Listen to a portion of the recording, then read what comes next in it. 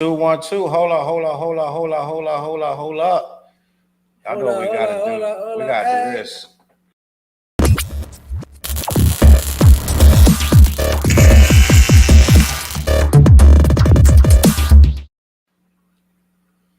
I bet you thought you wasn't gonna see me. The ODB this shit, kid. Yo, Clash Brothers in the building. Yes, I'm Charles Brown. That's an artist named Flizzarelli. What up? And to my right over there is TJ. Dante's on hiatus. We'll see what happened. I think he went to the North Pole. He started counting presents. Santa Claus. He wrapping gifts. Shout out to Dante. We see him soon though. Guess what's going on? TJ Sewell's got a new event he's gonna tell y'all about. What's happening, TJ? What's happening? Scarlett. Yeah. The Scarlett event. June 16th. June 16th. TJ Sewell's at Halo. With support from who? The Clash Brothers. Yes, sir. In the building. We'll be there. TJ Sewell, Scarlett, Halo Lounge. I got a couple other announcements I just can't really drop yet, but guess what? Be on the lookout for Lost Innocence, a movie by Stanley Bois. I always say it wrong. How do you say Stanley? Did I say it right? Stanley Bois. Stanley Bois. It's a dope movie. We play cops. Fliz didn't make it down there though. Did you make it, Fliz? Nah. But you know what's crazy? He's still doing scenes. Yeah. He still need extras. So if you want to get in that, Fliz, go on our page. You see flicks. But we the craziest cops ever. Me and Dante. We working on something that's gonna be crazy. This movie we got idea. If y'all think it'd be funny to see two dudes that ain't cops that's pretending to be cops robbing people, right? Then stay tuned. Knock knock, boys. Knock knock. If you think that'll be interesting, stay tuned because we got that coming. What's the premise? This is the premise. I'm gonna let y'all know the premise real quick, and then we're gonna start the show. So one of us needs money fast. The other one suggests we should be cops and get the money the fast way. While we kicking in doors and doing all that stuff in the hood, one of us says, I know a faster way. And I know somebody who got 1.5 mil sitting in the safe. So we go to take that, not knowing that this particular guy really is plugged in with the cops, dirty cops. He calls them and says, 2 of your guys just came here and took your money. And he said, what guys? I want all your surveillance because we don't know who those guys are. And that's where the movie picks up. Wait for that movie. It's coming out. It's called Knock Knock Boys on all streaming services, but slow down. It'll get there. But Clash the podcast, Clash Brothers, share this. Make sure you share this, yes, right? Yes. Make sure you hit the like button. If you're on Twitter, if you're on Twitter, comment. We get 100-something views on Twitter on both different channels each, and not one comment. I don't know if you can comment or not, but also if you're on YouTube, put a comment and share. Now, I gotta find out who's shouting us out on the Facebook because it don't always show me who's on there. But I definitely give me a second. I'm going to put it right now and show and see who's saying what on Facebook. We appreciate everybody that's in the chat. Salute. Let me see. One of y'all got to go on Clash. Yeah, and I'm trying to find which one is it. Just Clash or CLBMG? It's probably try to Clash one first. I'm gonna go to Clash first. And here we go. We live on the Clash joint. The Clash one? Share this joint. Now it's on my page too. There. Mike Gamma just said, yo, let's go. What up, Mike Gamma? Courtney's on. Mike. Courtney in the building. What up, Court? So we got 2 on that joint. We get started. We're going to have a great show. We got some surprises tonight. But listen, and I might even bring the games back. I might bring a win a prize game back. We're going to give out a shirt or something, bro. We're giving out something. Tickets or something to something. One more thing I want to talk about this weekend, this Sunday. Oh, yeah, it's going down. This Sunday, we got too far ahead of ourselves because there's so much good stuff going on. But this Sunday, Rhode Island is live too. 25 influencers and entrepreneurs will be awarded a spotlight award at Halo Lounge. This one going to be even crazier than the first one. We also got some performances after 3 o'clock. It's gonna be nuts. TJ performing, Flair's performing. Yep. I might even do some. We got Dark Light performing, Existence performing, Dante Martin performing. So make sure you come down to Halo Lounge. It's gonna be a vibe this Sunday. And you're gonna eat good. And you're gonna eat good. Brunch menu, drink menu, good stuff like that. But let me get it started. R.I.P. man. R.I.P. to the queen, the legend. What's love got to do with it? What's love? But you know y'all was singing that when y'all was back in the day. Yep. You was youngin'. R.I.P. Annie Mae. Eat the cake, Annie Mae. You know she didn't like Jay saying that. She didn't like what? She didn't like that line from Jay saying "Eat the cake." You know Did you know that? No, I didn't know that. She didn't like them bars because she said he was real arrogant about it because that's really her life. Yeah, that really happened to her. That eat the cake stuff. When that's why she didn't like it. Yeah, you know the people that make sure they get his though. How we sound out there? We sound good or what? Let me know. Let me know in the comments if y'all can hear us clear or whatever. I ain't even doing mic check. But yeah, man, Tina Turner passed away at, what is it, 83? 83. 83. I wanna say salute. R.I.P. to the Queen Tina Turner. She was a legend. I watched that movie. I watched her movie. And I didn't know that not only her movie, I just went to see a play about her. They got a play a Broadway play about her. Yep. You know you made them, you gotta play. It ain't nothing. For real. But yeah. I mean, no. You're right. When you got to play, it's big. You were something special in life. You are special. And it was a great play. What I didn't know, how many times her career was over. Like when we saw her in the 80s, when she was doing What's Love Got to Do. Yeah, that was a comeback.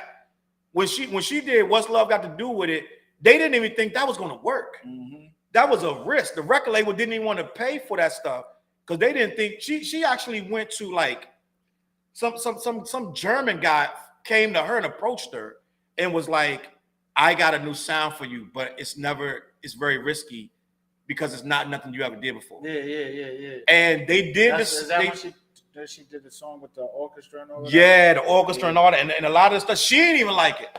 She didn't even like them songs. But that comes a lot of there's a lot of historical hit songs where the artist didn't like it. Yeah. There's quite a few. That song took off for her. That helped her get in position. Yeah, we just thought it was like, we thought it was cool, but we didn't realize how old she really was when that song dropped because it got so big. They was playing that everywhere. Salute to Shauna in the building, super shout out.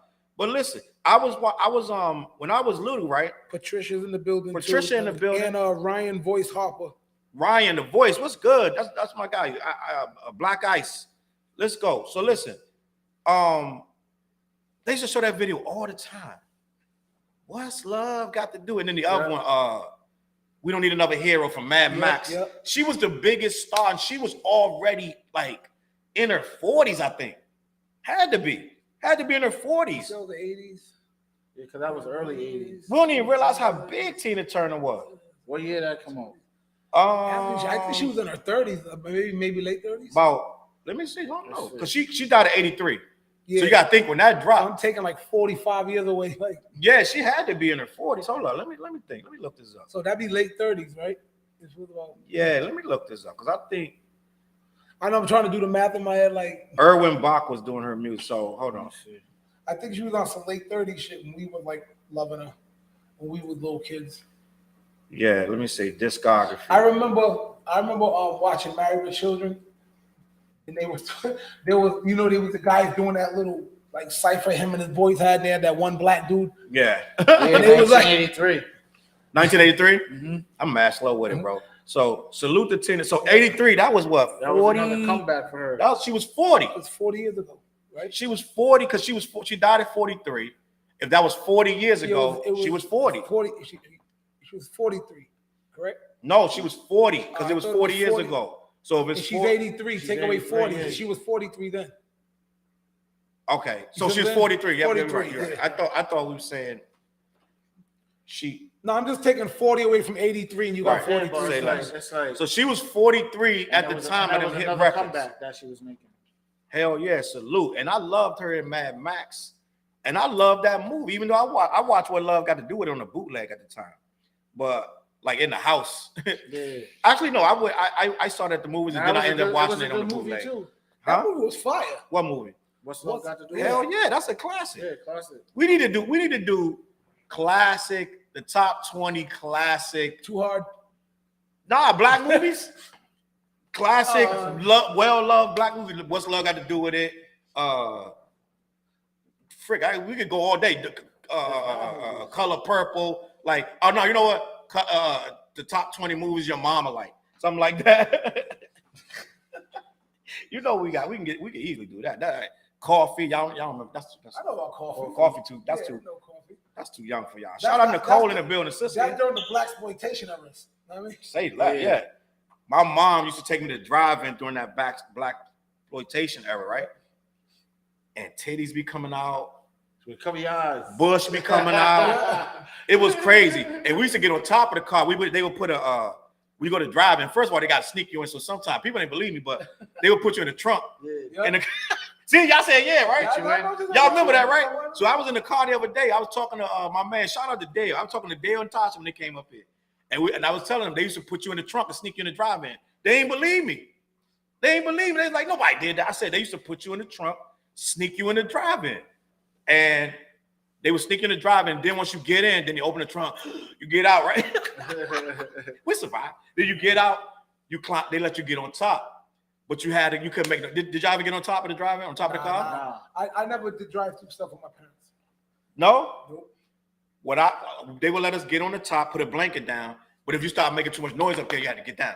So you had to kind of be like still, like whatever. Yep. And you would watch the movie, and all of them black movies always had some boobs, some curse words, some drinking, some bush, some chick running butt naked. It was always something crazy, but they still took it. Music. Yeah, it was. You had Me and Mrs. Jones. Me and Mrs. Jones. Then you had Cooley High. You had Cooley High, that's classic. Cooley High's classic. But I'm going way back. This old stuff. Yeah, I saw you Jaws. You going back far. That's Conan the Barbarian. Y'all saw that? Goonies. I seen Goonies, Ghostbusters, all that. So yeah, you know what I'm saying. But that's back in the day. Salute. It's another Facebook. It's a couple Facebook. Chops is in there. Tasha didn't believe you. Shout out to Chop. She didn't believe me. But Tina Turner was one of our legends, bro. And I know a lot of young people just learning about her today. Like, who is Tina Turner? Who's Tina Turner?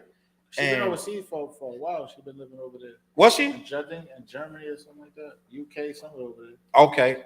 A lot of our sisters go over there. You know what I'm saying? Like they go over there because they get treated so much better. You know what I'm saying? They make so much more money and they get treated like royalty. They're not really having to pay for nothing. They're not getting harassed by the paparazzi and stuff like that. But salute to Tina Turner. Anything y'all want to say about Tina Turner? Yeah, rest in peace, rest in power, rest in peace, all that. Fact. She lived a long, beautiful life, and remember she was known for having like solid legs, even in the her mean 40s. Ass yams. In 40s, I mean, she had them yams. She still had the legs like that. Salute. Years ago, right? The muscular. Don't you feel like some kind of a pervert when you see older women? You're like, yo, you still got there. I'd be like, damn, my mom. Like Ice Spice moms. Like I had the biggest crush on Anita Baker for years. I mean, like recently. I'm like, is something wrong with me? Short haircut like Anita Baker. Yeah. Anita Baker was fire. Nah, there wasn't nothing wrong with you. Anita like, Baker was what's wrong with me? He said, what's wrong with me? He's like, what's wrong with you? But my brain was like, am I wrong? Right, But like in cougars like that, or like, hopefully a cougar. Yeah. But how long ago was it though? Because Anita Baker, like old right now. Yeah, she got to be in the Tina Turner range of age. They're all around the same age, right? She's around that age, yeah. You know who still look good for that age though? For the age that she is, Shaka Khan. Right now, still look real good. Sade, yep. She don't come out that much. Sade look good, and I think Gladys Knight still holding together. Gladys Knight. But you know who really look good, but she's not as old as them? MC Light. Yeah. MC Light got better. I got a thing for MC Light. Yeah. MC Light got I think you better. said this on another show. Light is what is she like 50 something? Probably. Yeah, but I think you said this on one of the other shows. It's somebody. Yeah, you got to think for her. I got to think for her and Latif. But it's another singer too. I just saw her. You say Latifah? He said Latifah. Okay, I said Latifah. I used to so listen. Listen, I don't care. We could take a poll. I used to, I bet you a lot of guys used to think Latifah was fire. A lot of y'all lost faith in Latifah when she did that role with them straight back braids with them the cornrows. Then y'all started getting funny about her. But before that, before she was Cleo, y'all was feeling Latifah come into my house. Give me body. I never had a thing with Queen Latifah. Remember when so listen, as far as where would you put her in rappers? Like or Latifah? Her Latifah in skill overall in history. Is she top 50? No. Oh, wasn't she on that list though? Was she on that list? Ouch. I don't have no. I'm not putting her in top 50. And TJ, I was a Latifah fan. top 50? No, I don't think so, but I'm just saying. Ooh, that hurt. Wasn't she on that list though? She might have been. I don't remember. I know Salt Pepper was on it too. Yeah. Salt Pepper should be on there. They got a mean catalog, but I don't think Latifah, as far as hip hop is. Oh, that hurt. No, I'll say that not to put the subject there because I was always a rap nerd, and back then when the Flavor Unit was popping, I was all Flavor Unit. I loved the Flavor Unit, but Latifah could never maybe pick the right beats or something. It's like the albums you heard. So you was more Naughty by Nature. Oh, I was a Tretch Naughty by Nature dude. Everybody knows that. But Latifah just put together those albums like. See, Dale in the comments, he said he thought Latifah was sexy.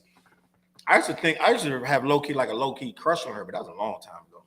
But that was a long time ago. That was a very long time.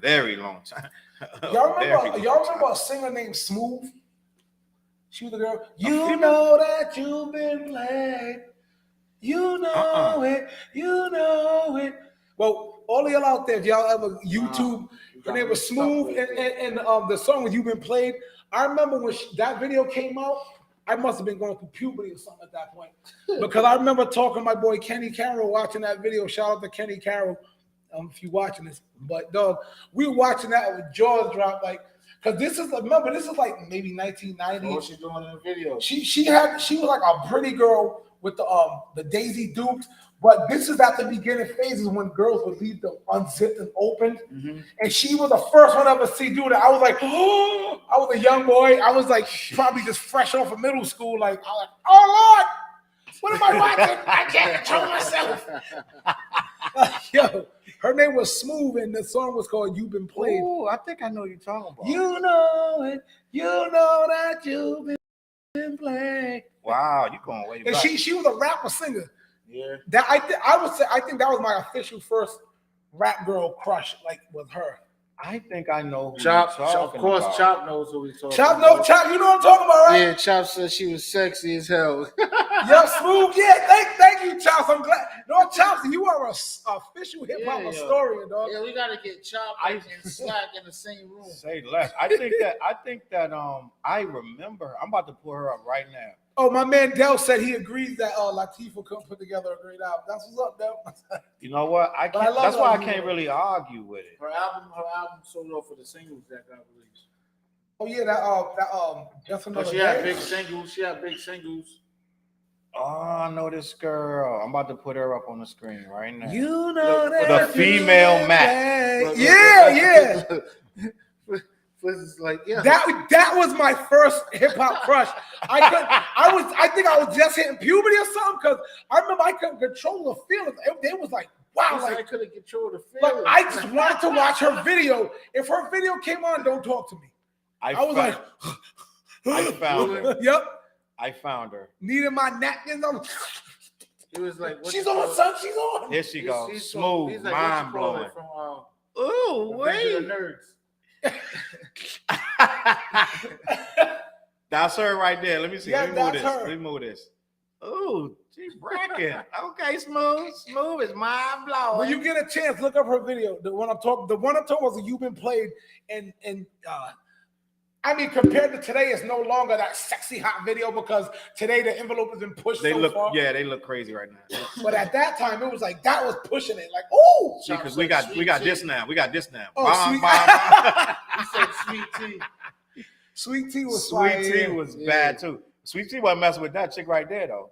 We need to do something that people might consider it sexist, but we need to do the top 20 hottest female rappers. That would be sexist because on a girls' podcast they do the guys. Do they really? So then we got that. That's a green light then. Hey, say less. That's a green light. We should do that. I agree. So I want to talk about something that we touched on this here and there, but I want to get into it. It's more of a sports thing, but it's still about mental health. Police conduct a welfare check on Ja Morant. Who wrote that? Definitely high. Who wrote that? That was you, Flizzy? No. Somebody named Mason Mangum wrote that. Mason Mangum. Shout out to Mason Mangum who just shouted out. Who else up in here? My boy Hamir. Hamir's in there watching. Shout out to Hamir. Salute. Obviously, down there. Yep. I want to talk about this dude because I don't want to talk about this dude absolutely no more on this show. I don't want to talk about Ja Morant no more, but I want to talk about this because Law's about to lose it all. Yeah, man. A lot of people, when people put these posts up, and we always discredit them until something happened to them, right? Like when someone put a post up, that's be like goodbye world or something like that. We'd be like, oh, you're looking for attention. We kind of dismiss it, right? Does that seem real? Does that seem? Would you say that's true? I got you. A lot of people will clown people. It's been like that for years on social media. If you put a post up saying I'm about to end it all, or whatever, some people go in the comments and be like, "Oh no, they'll try to support you," but a lot of people will go and be like, "Oh, they just looking for attention." If you're a famous person, now I'm not talking about the average person, but if a famous person goes online and says, I'm not doing well, and I don't think I'm gonna make it through the day, they're gonna get mad slander, mad hate, blah blah blah.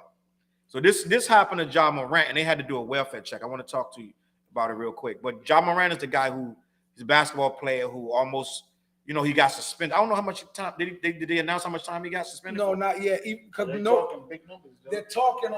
They're gonna. The talk is like Adam Silver is gonna punish him as large as they let him. With the collective bargaining agreement, people gotta decide how much they can let him punish him. Yeah, and that's kind of crazy that they get to decide, they get to interfere. But whatever. But let me just say this: Ja Morant, right? Let me tell you about this, and we're gonna have a conversation.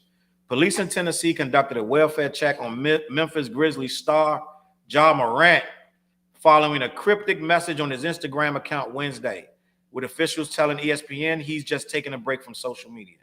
Earlier Wednesday, Morant posted and then deleted messages and pictures to social media saying, "Love your ma, love your pops, you the greatest baby girl, love ya." And then he followed those posts with bye. So he put pictures up of his family. So with each one of those things that he said, he had a picture for each person. Then he wrote bye. The public information officer for the Shelby County Sheriff's Office confirmed that officers went to his home on Wednesday to do a check and said he is fine. Morant was suspended from all team activities following a video of him holding a gun that circulated on social media on May 13th. Now, I want to discuss this because we've been calling him dumb for a few weeks now. I'm still going to say he's dumb, right? When it comes to that, right? But we still got to be accountable if this kid goes and does something to himself. He only 23. Now, he is messing up the bag. I give you that. He's been caught with videos of a gun, right, TJ? Stupid stuff for a guy making millions of dollars. He did it twice, got suspended. This stuff you do as a kid when you know what I'm saying, you in the hood or you in the block, not even necessarily in the hood, but most of the time you in the hood and you ain't got much to lose. This guy got everything to lose. He got mad people on his payroll. He got millions of dollars in the bank, and he's about to give it all up because he wants to be on TikTok showing guns, right? So before I pass it over to TJ and Fliz, I want to speak on this. Where do we put this at with this kid right now? This could be potentially serious. If you have a chance to speak to this kid right now, he's watching right now. If there's a problem, then fix it. You know everything that you know, but you just found out that he just put this on social media, showing I love you, mom, love you, pops, love you, baby girl, bye. TJ, what's your thoughts on this situation? If that's the case, then there's some type of problem going on, so he needs to speak to somebody. He needs to fix it. Like, you know what I mean? Like, you're there to take your family and put your family in a better position, and you're basically fumbling the bag. Facts. You know what I'm saying? Like doing stupid shit. So I So would would say you smarten up, Yeah. you know what I mean, and fix whatever the problem is and clean up your circle. That's a Because fact. people around you, they don't care for you. The Like, circle they let is you do the crazy. dumb shit.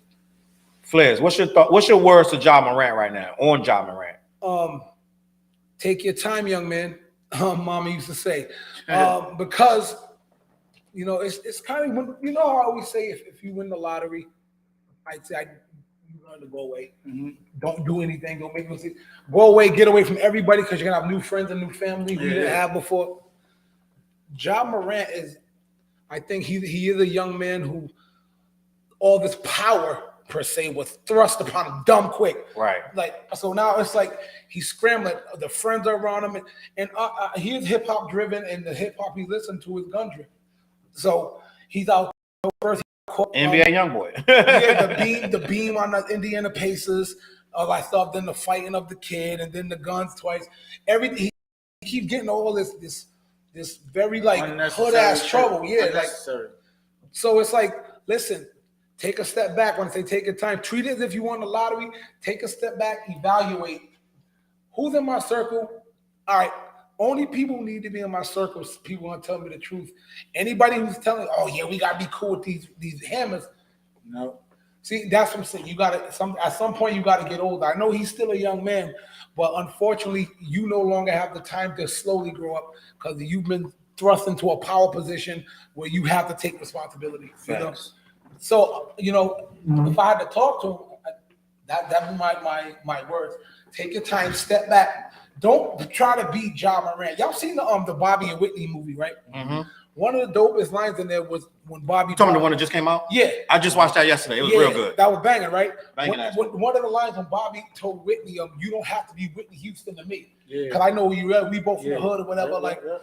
He needs to take time to not have to be cool Ja Morant. Right. But just be Demetrius. I mean, facts. Like, yo, I'm Demetrius Morant. You know, that's what I think he needs to do. Facts. I agree. And I would go even further to say that if you're feeling that way, a lot of it is self-inflicted. I understand that we all get issues where we feel like it's hopeless and you got a lot of people coming at you. And he got more people coming at him than the average person, because we can have 10, 15 people coming at us, you know what I'm saying, on our pages or whatever. Mm-hmm. This dude got probably 1 million, 2 million people coming at him on every single page that he has. Then he turned on the TV, he got Shannon Sharp, he got Stephen A. You know what I'm saying? These different guys coming at him saying that he's fumbling the back. He got to hear this all day. Then he got his teammates, he got his mom, he got whoever, you know what I'm saying, the coaches, You're 23 and we get that you make mistakes, but at this point, now that you're saying the police done went there, they checked on you, they said you're fine, whatever you said to them, convinced them that you're okay, then you got to take that same energy, right, and be okay with everything else. We shouldn't be seeing no more gun videos and things of that nature. There shouldn't be a whole lot of that going on, right? What I don't understand is where his dad is in this situation, because he should have been the first one over there checking on him. Hell yeah. You know what I'm saying? So maybe he was, maybe he wasn't, but I don't know. You know, maybe he couldn't get in. I don't know what's going on, but I don't know why the cops had to go over there. They could have just said, Dad, go check on it, or whoever it is in his corner. They could have went and checked on it. They needed the police. What I'm saying, like, there's something going on over there that needs to get fixed. It's weird.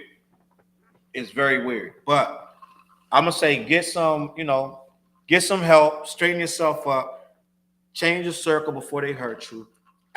AI had to do that. Allen Iverson. Mm-hmm. He had to drop some people because he was going broke. And they had to hold that man's money. Imagine that. Yeah, that's crazy. Right? They had to hold his money. How long did they hold his money, Fletch? There was increments. There was some money where he was getting paid in increments from his I don't know, his accountant or whatever. But then they held like a big chunk, like let's say 50 mil from him until he turned like 50. It was something like that. Where they like held his so much of his money away from him so he couldn't blow it. Till he became mature enough to be like, all right, I'm still rich, you know? You know how crazy that is? I got some damn more. All right.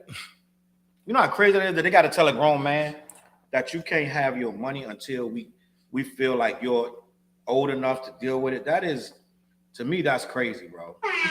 Not everybody's like mature. Like look at Shaq's story. Shaq was going broke his first year until like his accountant said, "Yo, you're gonna be broken within the year. You're spending money like that." Yeah. So like you that's, you gotta learn. That's Shaq's first year, and they didn't push his money way out. Nobody took control of his money and said, "You're not getting your money." No, that's what I'm saying. He matured fast enough to know. All right, I don't want to be. Yeah. You know who put AI's money like that he couldn't touch it? I think it was his accountant. Someone in that realm of accountanthood. Somebody that kid from. Yeah, somebody that's like, yo, kid, like, wow, you know how bad you had to be with your money for that? That's crazy. But at least they looked out for him. They put him on an allowance with his money, and then they like, we're gonna put this away for you till you're old enough. All right, I want to move on to something else. We don't normally do politics, but this is like a little bit political. Black Lives Matter is going bankrupt. Did y'all hear about this? No. So BLM is going bankrupt. And I want to talk about this because I feel like I got a lot to say about this. And you guys probably will have a lot to say about this too once we put out there what's going on. So let's start this topic about Black Lives Matter. What they're doing right now, I'm going to read this and we're going to have a conversation, right? Because I think this is absolutely insane what's going on. Black Lives Matter risks going bankrupt after running an $8.5 million deficit last year. The Black Lives Matter Global Network Foundation, BLM GNF, saw value of investment accounts fall by almost 10 million in the most recent year, according to its copy of its tax return. The nonprofit's latest 990 shows just that a loss of just over 961,000 was logged on securities from a sale of 172,000. So this is like more like a. This site is more about money, the money, but I want to dive deeper. So the foundation was started by organizers of the Black Lives Matter movement, which first emerged in 2013 following the acquittal of George Zimmerman in the killing of 17-year-old Trayvon Martin. It is not a sole organization with the broader movement, but it's the largest and most well-funded. So I'm not going to read much more. Oh, hold on. Donations amounted to about 9.3 million between 2021 and 2022. You hear that? 9 million in 2021 and 2022. Net assets stood at about 30 million. By comparison, for the period between 2020 and 2021, they had 77 million of donations, while net assets amounted to 42 million. So the donations have gone down, right? Let me break that down in layman's terms. Let me tell you what's going on with Black Lives Matter. So Black Lives Matter was created. It really was never meant to be an organization. And as soon as they made it one, that's when it failed, because it was only supposed to be a battle cry. It was a hashtag to just say, Black Lives Matter, please stop killing us. That's all it was. It was somebody so frustrated, they just wrote, it was never meant to form into an organization or be a nonprofit. And so what happened when they started having people step up, they should say, there's no leader of it. There's a lot of stuff to tear it down. So they're like, well, so now we're going to make a leader. All these people start stepping up, and the people who fought and clawed their way to the top of the organization and built it first and put their arms around it and made it into a nonprofit really end up messing up the money of it, because they're getting millions of dollars and giving it to themselves while they got that deficit. So when they say that it's about to go bankrupt, but it got $30 million or whatever it has, that's donations. That's people giving money to it. They don't make income. They just give donations from people. Yep. So they're spending people's donations. And a lot of them, a couple of them, the founders, it's a female that got in hot water because she got about 4 houses, like all kind of stuff. Yeah. Spent millions on herself and whoever else or whatever else she got going on. And she's not the only one. So they're misappropriating those funds for themselves. And they get on TV, they're crying, this and that, whatever. But these are donations of people who really gave money from the heart. Yeah. But that organization doesn't represent us, and never has. It never not at all has represented Black people. And I always felt funny about it when it first came out, and it just got worse and worse. And I don't even talk about it because I just watch it from afar. And I'm like, I can tell there's something not right with that, right? And so now they're going to go bankrupt. But what I read in the other story is they still got their bonuses to the people at the top.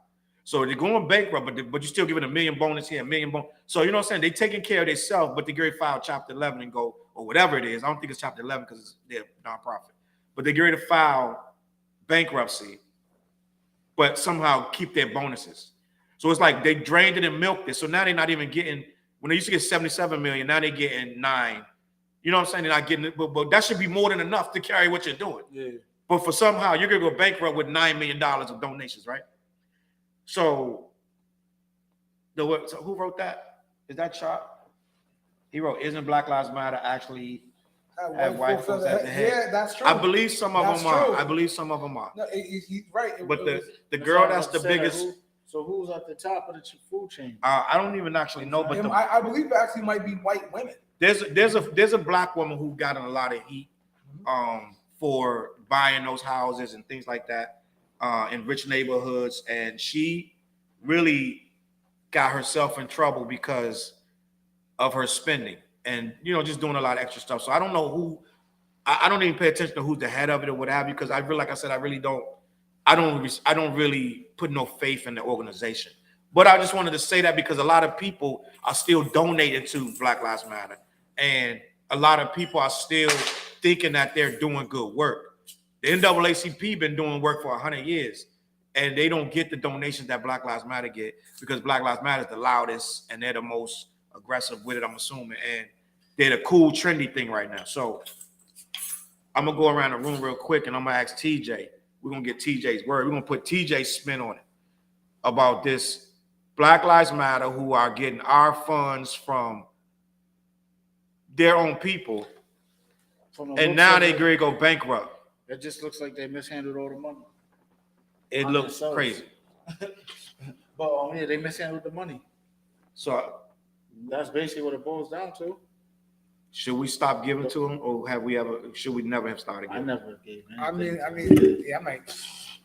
But I'm just saying, like, how do you feel about BLM? Do you put any thought into it? No. I've given it thought. I think it's a big, huge scam. Yeah, that's basically what it is. The sentiment is dope. I believe in the sentiment. Quote unquote, the money. Facts. That money did what it was supposed to do. That money, they knew what they were doing. They started something like, "Oh, all right, we're all of this? Yeah, we're a nonprofit. Yeah, take $1 million here. Yeah, house. Whenever you start getting employees buying 4 houses off a nonprofit agency, yeah, I work for a nonprofit during the day. I ain't getting 4 houses off my pay. You know what I'm saying? So if you can do that, you know what I'm saying? Yeah. If you work for a nonprofit agency and you are buying 4 cribs, you are scamming people. That money is now, if you donate to BLM, where do you expect the money? What do you want them donated to? Yeah. Oh, I'll do some police brutality on this. Let's give it to this person. Like, no, none of that happening. So to me, I'll just say it's a big scam as far as money wise. As far as my blackness, as far as speaking on that, I'm like, nah, there's something wrong with this movement right here. Facts. Because I feel they started jumbling. I feel they started becoming too many woke movements. Yeah. You know what I mean? And they threw BLM right. I'm like, and I don't like my blackness being lumped into like just some random wokeness that everybody wants to be like merge onto just for fun. It's like, nah, like because that kind of weakens your movement. You know what I mean? Mm-hmm. If you have a solid point to make, but now I'm attached to this point. Yep. Now I got a bunch of gumbo in the pot. Like, all right, this is gumbo now. This isn't carrot. You know what I'm saying? Or whatever you want to put in there. It's not this meat. This is gumbo. So I think they put like issues in there.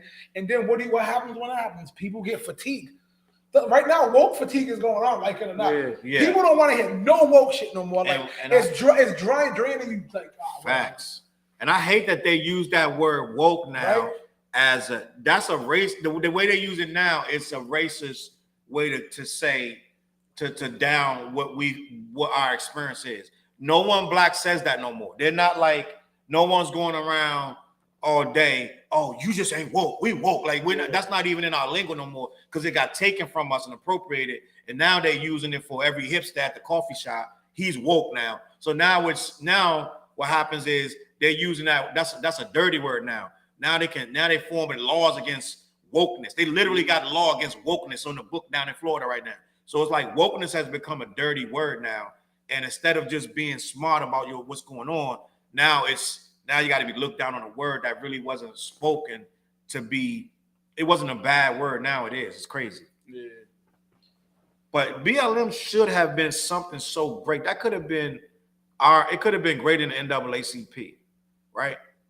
But what it's starting to look like is these things that we change in our movements are going to have to just be organic. They can't have a name. They can't have a brick and mortar building. They can't have a head of it. They can't have a board. It can't be people running it and collecting the funds. And that's where the money went. Yeah, that's where the money and the money's getting all over the place. And every time somebody gets shot, they run down there and start collecting with the buckets. Let's for the defense of the person, right? And there are people saying they never received $1 of them defense funds. Wow. So somebody got shot by the cops. They came and collected money for such and such. That's how they make most of their money. That's how they make their money. They come down when you get shot by the cops. They swoop in. Oh, they pat the mom on the head, and they collect all this money and then they dip. And you're still there with the lawyer fees, doctor fees, hospital, this and that, and they didn't give you $1. So right. You might as well get Affleck. Yeah. I mean, but wait, so this never came out at all? But nobody could stop him because, first of all, somebody got a kid, right? Yeah. If we just in the hood hollering about it, who cares? If Fliz gets shot and then they come and get the money from Fliz and say, yeah, we're gonna do, and then you don't hear from them, who's stepping in? Now they looking at them, they started whatever, but it take time. But before that happens, what we gonna really do? If they eat up the money and they saying, and they claiming they did this and that, somebody gotta go in with fine-tooth comb and figure out what they did or not. But I'm just really, really not feeling that Black Lives Matter could have been something great, and they took it just like everything else and ruined it, and just turned it into something for money, and they misappropriated the funds. So once again, we just left holding the bag. Wait, so there's no millions left? Huh? There was 70-something million? No. That was what they made in 2020, like back in the day. But now they don't make that no more. They only make like 9. So they still got millions, but they don't make them. They're saying that they loot so when they get these millions, they got these buildings and this. They got expenses. The expenses are higher now than what they're making. So they're claiming loss now. So now they got so many more expenses than they have money coming in. They're trying to say they're going to go bankrupt. Figure out a way to beat the system. Yeah, and if they go bankrupt, then they're going to stop you. They're going to have a freeze on all type of payments that they owe and this and that. And they'll be all right. They're going to still eat. They're going to get another house in Calabasas, Malibu, and dude's still going to be out here get shot. But it is what it is. In your face, sucker! I don't want. Anything else you want to talk about that? Oh, but we want to move on. I will move on. Let's get into some hip hop stuff. Or is this hip hop? This is going to be. Now you know what? This is not even a teachable moment. Offset. Did y'all hear about this? Offset reveals that he's not related to Quavo or Takeoff.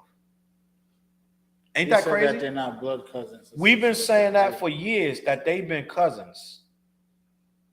We've been saying for years that they've been cousins. That's not supposed to be. But after this dude, because he's going to come back out, right?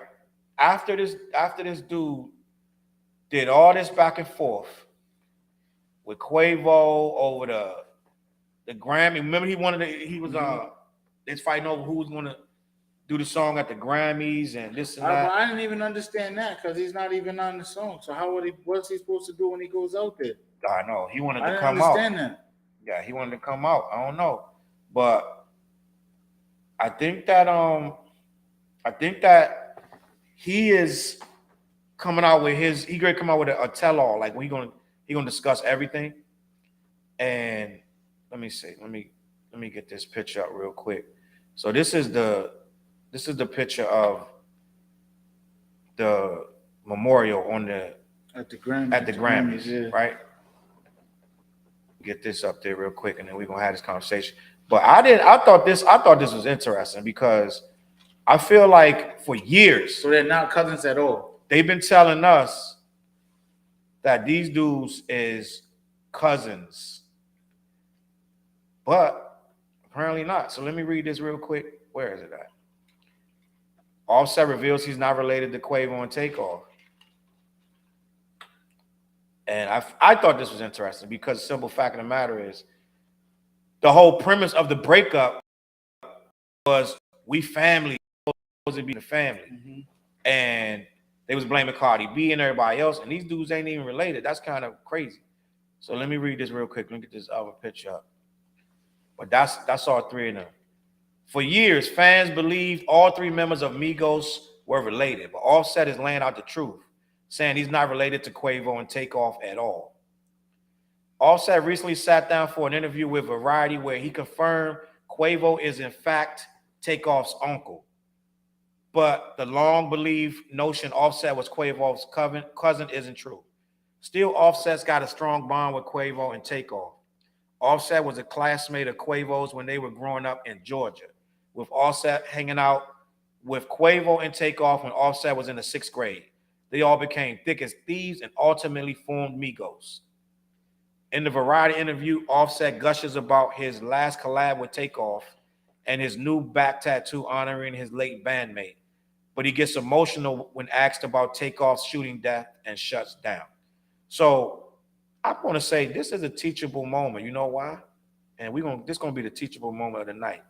Because nobody really ever asked this dude. I don't think nobody. I think they've been saying this for years. They've been saying from the beginning that they were all cousins. They've been saying that? So they said it. They were cousins. See? We all do that in the neighborhood, Takeoff though. and Quavo, they knew that they was uncle and nephew. You knew that. We all do that in the neighborhood. I had mad cousins that wasn't related to me. That's true, but I think we all kind of gave it a little more. So like we say, that's my cousin, that's like or like play cousin, right? Whatever. Mm-hmm. But we gave it a lot more relevance when this thing happened, because like that's his cousin, and come to find out, if he's not blood related, that changes a lot of stuff. That changes a lot of stuff that he could walk away from and have no ties with it. Or they could say you're not invited to this or that because you're not even related. You know what I'm saying? Like I have a brother and sister, right? But we're not blood related. But we grew up from the like little, told that we were brother, sister, that we ain't got no last name, But to this day, we're like, oh, that's my brother, that's my sister. But we know that we're not really blood, but we carry it like that, right? But then when he got killed and they had the funeral, my name wasn't in the little paper. What you call that? The obituary. The obituary. Because I'm not his brother. So it's like we say this and that and the third, but really when you're not really related, you don't have no claims to nothing. What's that comment? But this Chops, he said, but just because you're not related, but y'all came up together and have genuine love for each other, but don't that still make you like fam? I met you, Chuck, and the Mud Kids at a pivotal time in my life. I consider all members brothers, so it doesn't matter. Facts, that's facts. And I agree with that. We do consider brothers.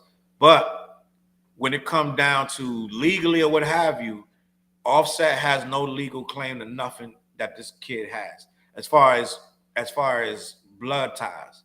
And he's not even necessarily, I'm not gonna say invited, but they don't have to let him anywhere. They don't have to let him in any situation concerning him, even though he's related. You know what I'm saying? So I'm saying just technically, they can do that to kindness of their heart, but they really don't owe him nothing. And maybe that was why it was easy for him. Not easy, but maybe that's why he walked away the way he did. You know what I'm saying?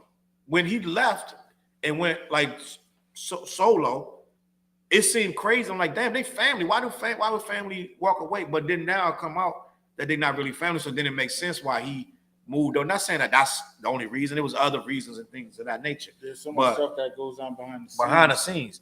But to me, it's easier to say, you know what, dude, go your way, blah, blah, blah, when you ain't got to see each other at the cookout, or, you know what I'm saying? Like, you're not obligated to go nowhere with the family when you're really not family. You're only there because you're cool with them. But they've been together so long where they probably deal with all the same people.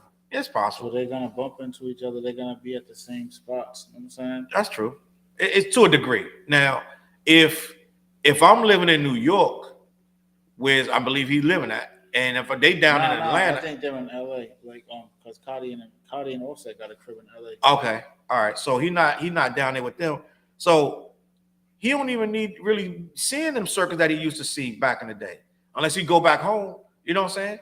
And I don't, you know what I'm saying? You're not bumping into the dudes at the Waffle House or whatever. So it's like, I don't know. It may be that they just trying to, you know, save face right now by including him, but they don't really have to. You know what I'm saying? They don't really have to. He's not related. Reason that the group broke up? Huh? What was the reason they broke up? They ain't never really said. It's like you don't really get the whole. Because I never understood. I'm like, damn, what the hell? Oh, you know what? It was money. Money? It was money over what he was trying to come out solo, and they kept stepping on. Not the group. It was something about the label. Yeah, the label. So you leave the group because of the label? Yeah. Fuck like that. It's crazy. But I don't really know the whole story, and they don't never really say it. But I know it has something to do with the label. I remember it vaguely coming out that it was something about the label.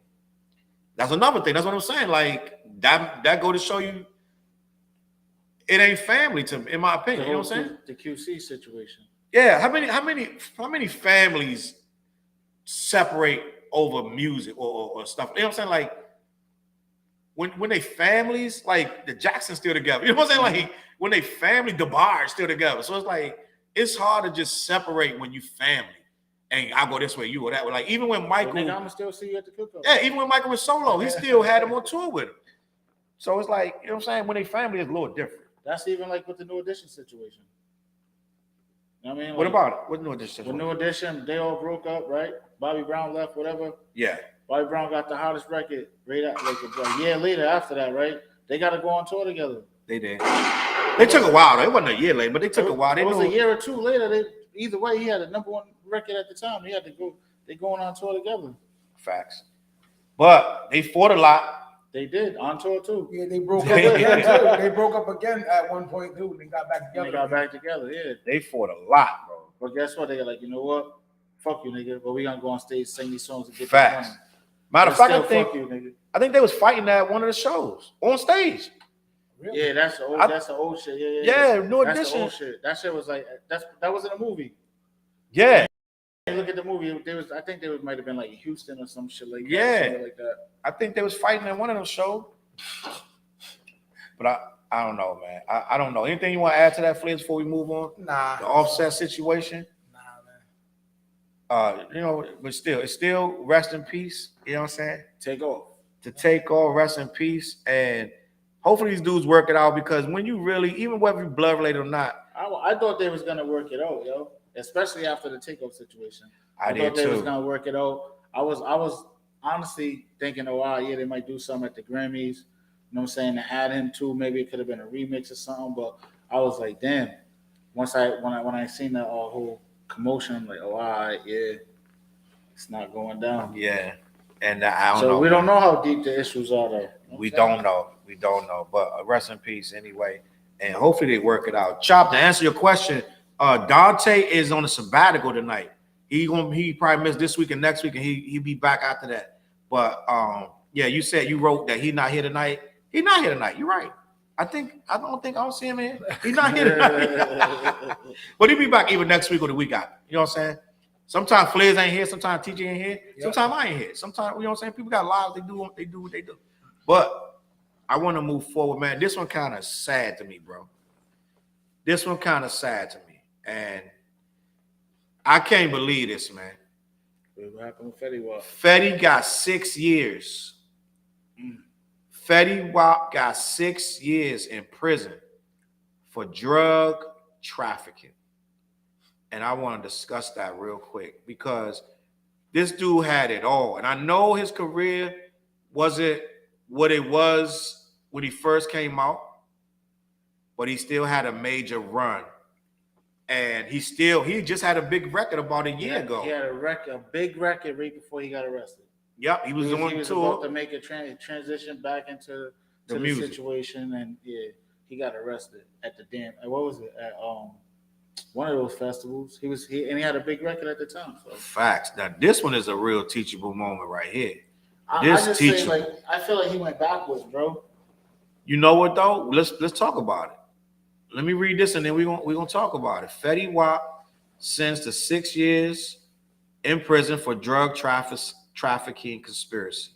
A federal court in Central Islip, New York, sentenced William Jr. Maxwell II, also known as rapper Fetty Wap, I'm about to give him 10 years, to 6 years imprisonment and 5 years of post-release supervision for conspiracy to distribute cocaine on Wednesday. White lines.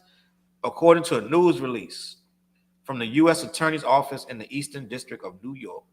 The release stated that Maxwell was a member of an organization that distributed more than 100 kilograms of cocaine, heroin, fentanyl, and crack across Long Island and New Jersey, where he was doing it. You know how they try to say these rappers ain't doing it? He was doing it. It says the rapper was indicted and arrested in October 2021, along with 5 others on drug trafficking conspiracy charges. It was released on $500,000 bail. Well, he ain't broke because he got that money up. The Wake Up artist was taken back into custody on August 2022 after prosecutors say he violated the terms of his bail by threatening to kill someone and holding a gun during a FaceTime call in December. I did not know that. That is news to me. You knew that one? Yeah, that's what I said. Damn, Fetty. Well, hey, you need one of them niggas to know. Listen. Well, hold up. Let me finish. Later that month, Maxwell pled guilty to conspiracy to distribute 500 grams or more of cocaine. They said that the defendants obtained the narcotics on the West Coast, transported them using United States Postal Service and drivers with hidden vehicle compartments across the country. This is a big organization. This is a big operation, buddy. It also noted that 5 of the defendants used firearms to protect their drug organization and distribution chain, and that Maxwell was a kilogram level distributor for the trafficking organization. So he was in that thing for real. Yeah. And what it sounded like, that organization was big. He probably on his hands and knees thanking that he didn't get a RICO. That's what I was about to say. That too. He would have got a RICO. That's different. He only got 6 years. He probably like, I'll gladly do that. He's like, all right, I'm going to sleep. I'm going to sleep 3 years. Say less. He's like, yo, I can get the thing. I can get the bill pump. Wake up in the morning. You know what I'm saying? Like, lift some weight. Let's build my, like Flair's going to the gym every day. He get to go to the gym. Pump up, get big, do all that stuff Flair's doing, and he could just do that all day while Flair's go to work. But, TJ, let's talk about this. A rapper of this stature, why would he be dealing cocaine, heroin, fentanyl in such a major way? Not a low level way. Major. The money was getting low from the rap shit. So he had to keep up with the lifestyle that he was used to living. That's a fact. I mean, but I just feel like still though, it was going backwards because like when you're in those situations, those top situations, like guys are just dependent on the music instead of trying to tap into other ways to bring money in. You know what I'm saying? Acting, whatever it may be. You know what I'm saying? Merchandise, all that shit. So it's a million legal hustles, bro. But I just feel as though like the way he was at, like he's like for a good, what he had like a good 3-year run, 4-year run. Yeah, you know what I mean. So there's a lot of money in those 4 years that he made. Facts. And hundreds of millions. You know what I'm saying? So I feel like we don't know everybody's struggle, but let's be honest though. Struggle is dealing a little bit low key. This dude's doing kilos. So you can make a good amount of money on a low-key level. This sounds like an organization of crime, right? This sounds like a well-oiled, well-funded machine. Now, he may have been the bag. He may have been the money to put it, which I'm assuming that's probably what he was. Because they took him down as like the leader of it. He probably was the money. Like, you're right. He's so lucky. That RICO. Yeah, he could have got the RICO. And they said they had firearms to protect. This everything in there is RICO. That's all RICO. Everything is RICO. So basically, he's just lucky. Dumb lucky. And the simple fact of the matter is, it feel like he was in that room with the lawyer. Like, what? 6 years here? Come on, let's go. Let's do it. Yeah, he's like, let's go. Sold, bang. Like, give it. I'll take that. Like, hurry up, go up there right now. Tell them before they change their mind. What was they facing? Tekashi and them doing the same or less? But he was facing some big time too. That's why I was shocked when you said 6 years. I was like, oh shit. Yeah, he probably took that deal because they probably was hitting him over the head. Because if he would have took anything else after that, I want to take it to trial. Yeah, on some Tory Lanez. Yeah, he was done. Yeah, because what's going on with that shit? This sound like they was trafficking from West Coast to East Coast, using government vehicles, using firearms to protect the product. And also, they were using social media, some kind of stuff that he said they was just a whole bunch of stuff they was doing that could have been a lot worse. But I feel like what we don't give rappers enough credit is the ones that still can find other hustles. Because your first instinct when you're from the street is to do what? Is to go right back to because that's street stuff. That's what you know. And it's easy to be like, you know what, my man could do it. Because a couple of football players got caught up. Mm-hmm. My man could do this quick bust, a quick move, da-da-da. But this ain't no quick move. You know what I'm saying? It comes down to like a lot of times where celebrities, athletes, and they go broke. Going back, I want to say like either Al Green or Marvin Gaye or someone in that day. I remember talking to my father about it, where they went broke in the same fashion after making abnormal amounts of money because their brain is always gonna make it back. But you don't realize when you get rich, you're in a tax bracket. They're taking 40% of your money right there. You got to keep paying for things. Look, for goodness sake, T-Pain went broke at one point. It's like all these people don't realize, like, when you get rich, you got to learn to keep that money train. That's the main thing. Yeah, and then when you start spending, that money's going out the window. Facts. You know what I mean? It's like, yo, how much? That's like, who was a football player? He said, "All my jewelry is fake." Chad, but he got Ocho Cinco. But he got mad bread though. I love hearing those stories of like football players and athletes who are very frugal with their money. They're still rich. Beast Mode is known as cheap. He's like, I'm rich as hell, never be broke. He's like, I don't spend on nothing. I feel like when it comes to this situation though, I feel like Fetty could have put his money into other things. And I know cocaine and crack is fast, I get it. And sometimes that lifestyle is a rush too, though. Mm-hmm. It ain't always because I needed my money, I needed my rent paid. No, sometimes dudes just love that rush. Some dudes are just built for that lifestyle because that's all they know. Mm-hmm. So, and they love it. Like, that's addictive. Like, you don't know how I feel to just like wake up in the morning and you just go. Everything is on the go. It's all about this money. Let's make this paper.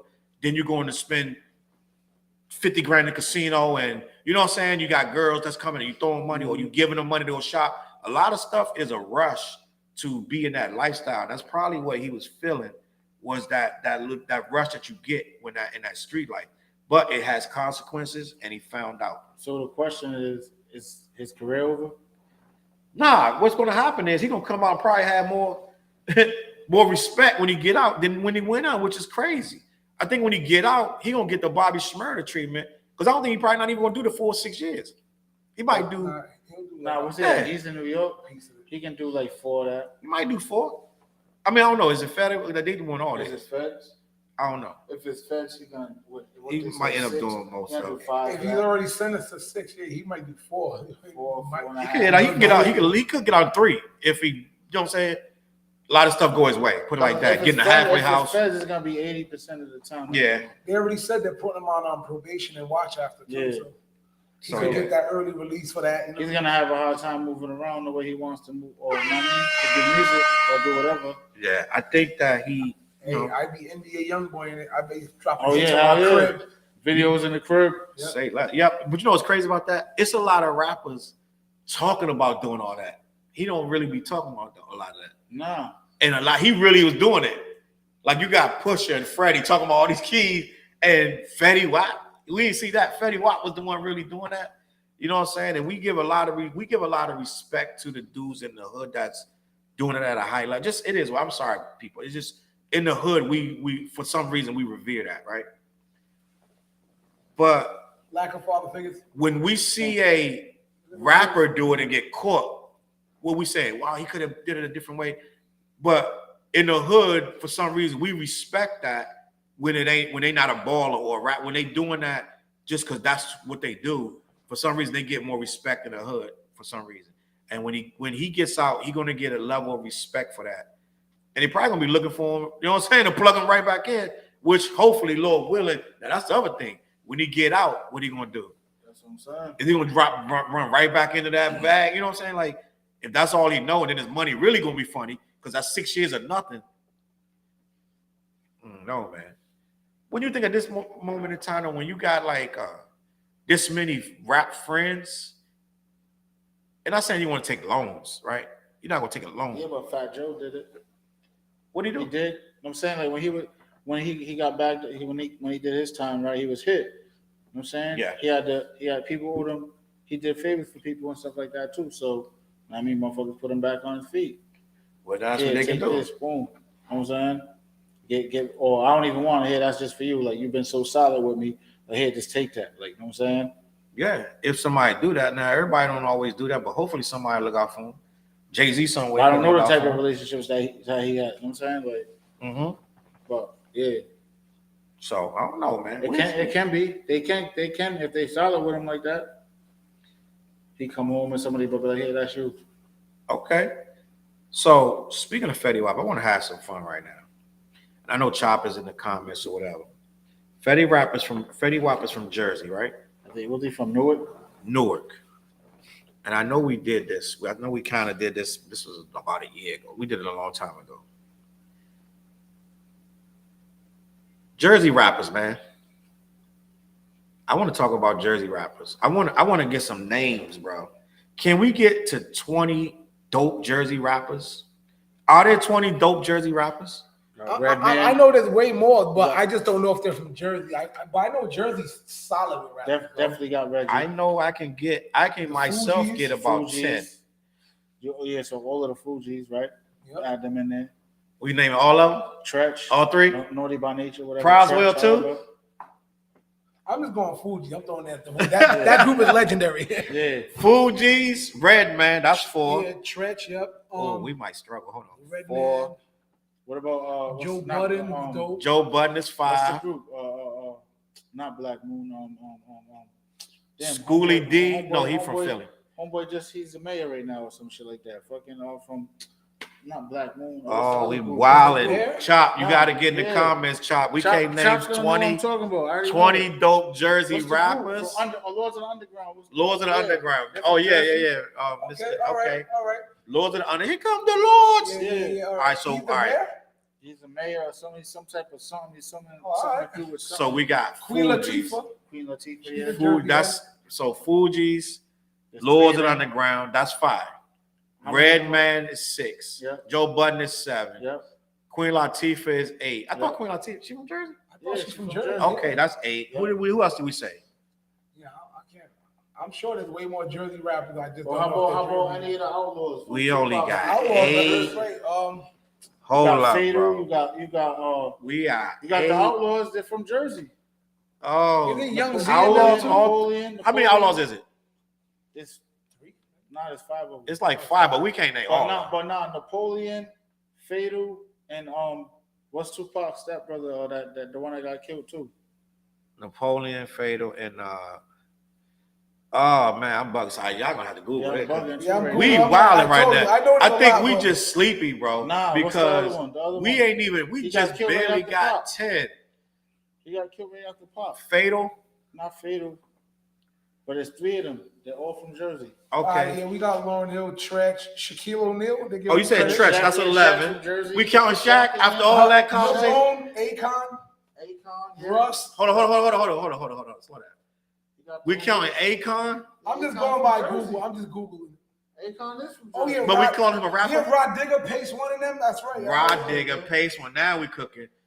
I don't know if we're gonna say Akon is a rapper. Young Coyle Ray, she's from Jersey. Boston, Jersey. She's from Miami. Coyle Ray from Jersey. Yeah, that's what she grew up at. She went to high school. Serious Jones. Yeah, Serious Jones. Good emphasis. We counting Serious Jones. I'm just. That's my dude. But Chill Rob G. Chill Rob G from Jersey. That's what it says. Hold on, I need a Chill Rob G verse right now. Hold on. What's that joint? Dog, boy, without. I need to chill. That's my guy, yo. Without substance or contest. You need to kill the noise, stop the nonsense. Yeah. Apache, yes. Joel Santana. Joel Santana ain't from no Jersey. I'm just going by Google. He lives in Jersey. He ain't from Jersey. I'm just going by Google. And some of them names ain't from no Jersey. Yeah, all right. I'm gonna let me find the scope. Say born in New Jersey. Rappers born in New Jersey. Yeah, because some of them people ain't from no Jersey. And I don't know why I feel like Latifah low key from Jersey, but she low key somewhere else too. Now Latifah rep Jersey. She do rep Jersey. She rep Jersey. But I feel like she had roots somewhere else. Born somewhere else. I feel like she had roots somewhere else. I could be grew wrong. Up in Jersey. She from Jersey. I could be wrong. Yeah, Texas. there I don't know shit about Texas. It got Fatal. Hussein. You That's said what I'm saying. Fatal. All right. Russ, Chino XL. We count Chino XL. We count Russ. Ain't Chino XL on the West Coast? Please look at that list title, man. We can't think Chino XL from the West Coast. Huh? Chino XL from over here. Is he? Yeah, you know about Pop? Chino XL. We give Chino XL a lot of credit for West Coast rap, uplifting West Coast rap. He from here? Hey, so ain't Corrupt was starting these go so in Tupac. Like Corrupt from Philly. it's saying Ice-T was born in New Jersey. See, that's now we got a touchy he said subject. He was born in Jersey and moved there and got sent to LA. You were born there, John Forte. We got a touchy subject John because Forte. if I'm born in DC, but then I come to Rhode Island and I rep Rhode Island and I blow up like Guru from Boston. But then he rep Brooklyn so hard that he became known for Brooklyn. So it's like that's a touchy subject because I don't know. Go to New York to do his the Rotten Rascals, I love them. The Rotten Rascals, ASAP Rocky. ASAP Rocky. It's saying I'm just reading the list. What it says on Google. It may be wrong. It could be wrong. It says the Sugar Hill Gang. Sugar Hill Gang, yeah. I think two of them was from there.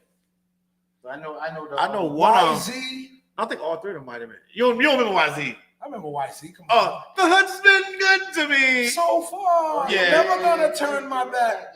I thought YZ was gonna make it, but you know what? He I think he was like a niche because he was like kind of like he wasn't really hardcore rap like that. There ain't a lot of Jersey rappers on the list, bro. But we just passed 25 if you going by that list. No, we was already at 12. No, I think we only hit like 15 really. Nah, you named about 15 people. But, I'm naming, but you didn't accept them all. No, I didn't. But you said YG. I mean YG or YZ. Sorry. You said Chino. You said Rotten Rascals. Wise Intelligence. You said Three of the Outlaws. It says Wise Intelligence from Jersey. Wise Intelligent. Wow. Wait, I thought he's from New York too. I think he is from Jersey. Oh, he might be. I think he is from Jersey. And I think we broke it. And then Skinny from the 9. Oh, Skinny from the 9. A lot of people don't want to play. Russ, Ronnie J. I love Rotten Rascals because that song was dope. Queen Latifah, Praz, Pace One, The Outsiders and The Outlaws, Shaquille O'Neal. Yep, see The Outlaws. Audrey Newell, whoever that is. Milkbone. I like Milkbone. And you know what's funny? I saw Lady Luck. I saw Milkbone the other day, and I couldn't remember who sang that song. The song that Milkbone got, his most popular joint. I heard the song. I was like, I cannot remember who song this that is. song was banging. And it was Milkbone. Ain't that wild?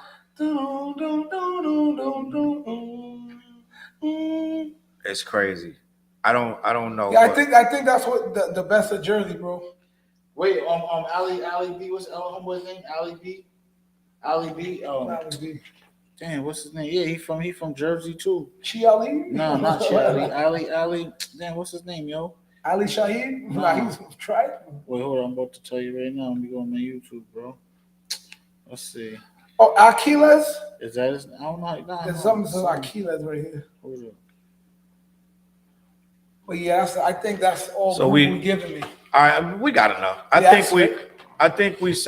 feel like we missing about 10, 15 dope rappers, and we're gonna be kicking ourselves. LBL, okay, yeah. All right. But I do want to talk about something on a more like he's like one of the top Jersey dudes right now. More positive note, right? For violence, that's positive that we may see a change in what's going on in these streets and with this hip hop and with this rap. FBG Duck's mom is saying she's proud of Lil Durk because Lil Durk is starting to speak out against the violence, right? Yo, that song with J. Cole. You heard that song? I didn't hear. I heard of it. I'm kicking myself. Yo, listen, that song with J. Cole, nuts.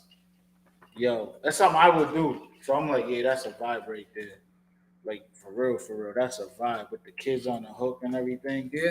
Like, yeah. I'll listen to it on the way home tonight. Oh, I heard of it because I heard an article where he was saying he wasn't into lyrical rappers. Oh, Lil Durk? Yeah, he said he wasn't on that lyrical unit. Wasn't Man, lyrical rappers. I've been meaning to listen to that they joint. just want to vibe, yo. I've been meaning to listen to that joint for a minute. Yeah, he went in. J. Cole went in. What he's saying, like, yeah, it's dope. You know what I'm saying? Yeah. So I think that's part of the reason why he's like as far as like, you know, the back and forth with him and Youngboy. Like, it seems like he's trying to avoid the situation. You know what I mean?